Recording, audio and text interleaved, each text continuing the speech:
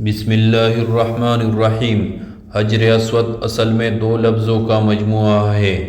حجر بولتے ہیں پتھر کو اور اسود بولتے ہیں کالے کو۔ حضرت آدم علیہ السلام اپنے ساتھ آسمان سے لایا ہوا یہ پتھر دودھ سے زیادہ سفید تھا، اگرچہ انسانوں کے گناہوں کی وجہ سے اس پتھر کا رنگ تبدیل ہو گیا۔ طواف کی ابتدا حجر اسود کے استلام سے ہوتی ہے۔ یہ جنت کا پتھر ہے جس میں اللہ تعالیٰ نے انسانوں کے گناہ جذب کرنے کی عجیب تاثیر رکھی ہے۔ نبی اکرم صلی اللہ علیہ وسلم نے ارشاد فرمایا، جس وقت حجر اسود جنت سے اترا تو وہ دودھ سے زیادہ سفید تھا، پھر آدمیوں کے گناہوں نے اسے سیاہ کر دیا۔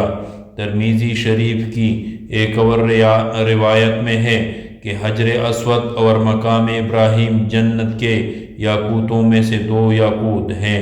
اگر اللہ تعالیٰ ان کی روشنی کو ختم نہ فرماتے تو یہ پوری دنیا یعنی زمین و آسمان کو روشن کر دیتے۔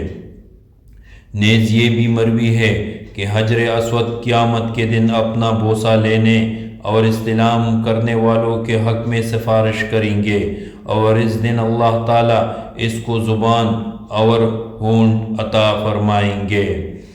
آپ صلی اللہ علیہ وسلم کا ارشاد ہے کہ جو شخص حجر اسود کو ہاتھ لگایا تو گویا اس نے اللہ تعالیٰ سے مصافحہ کیا۔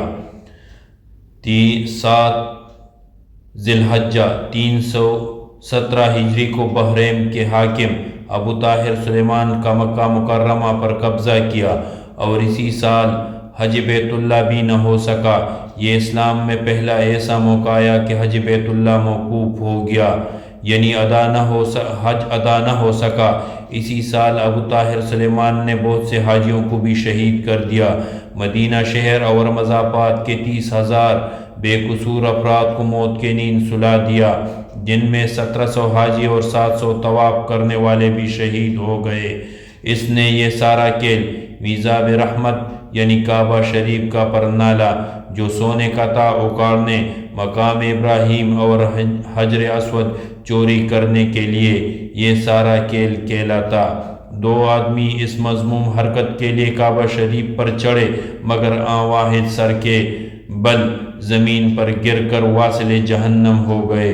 مقام ابراہیم تو اس کی دستے تصرف سے محفوظ رہا، کیونکہ خادم حرم نے اسے پہاڑ کی کائی میں کہیں چھپا دیا تھا۔ مگر 14 ذی الحجہ 317 ہجری بروز اتوار عصر کے وقت جعفر بن حلاج نے ابو طاہر کے حکم سے حجر اسود کو کدال سے اکاڑ لیا۔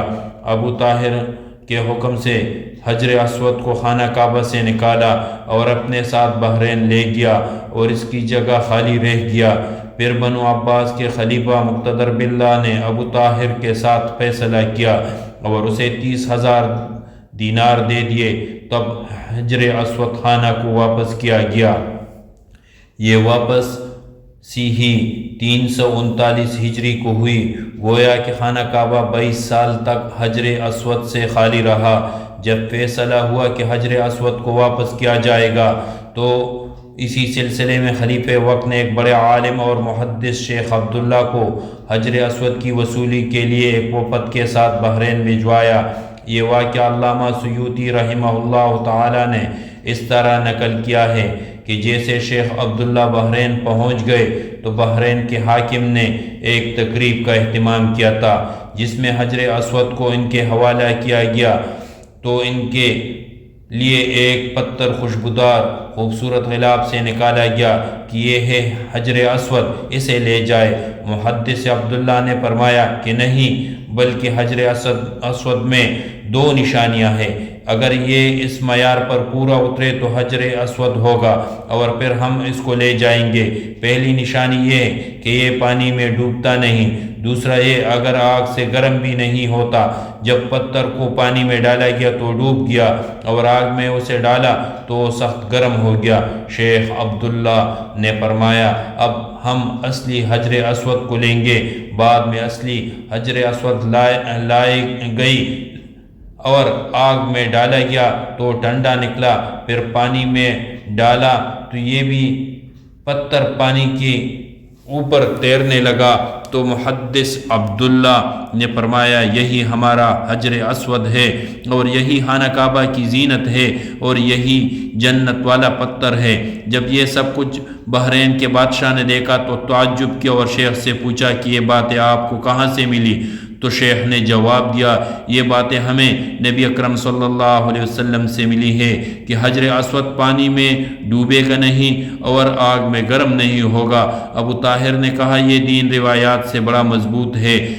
جب حجر اسود مسلمانوں کو مل گیا اور اسے ایک کمزور اونٹنی کے اوپر لادا گیا جس نے تیز رفتاری کے ساتھ اسے خانہ کعبہ پہنچایا، اس اونٹنی میں اتنی زبردست قوت آ گئی اس لیے کہ حجر اسود کو اپنے مرکز بیت اللہ کی طرف جا رہا تھا، لیکن جب اسے خانہ کعبہ سے نکالا گیا اور بحرین لے جا رہا تھا اور جس اونٹ پر لادا جاتا وہ مر جاتا، حتیٰ کہ بحرین پہنچنے تک 40 اونٹ اس کے نیچے مر گئے تھے، اور یوں اصلی حجر اسود 22 سال بعد خانہ کعبہ میں نصب کیا گیا۔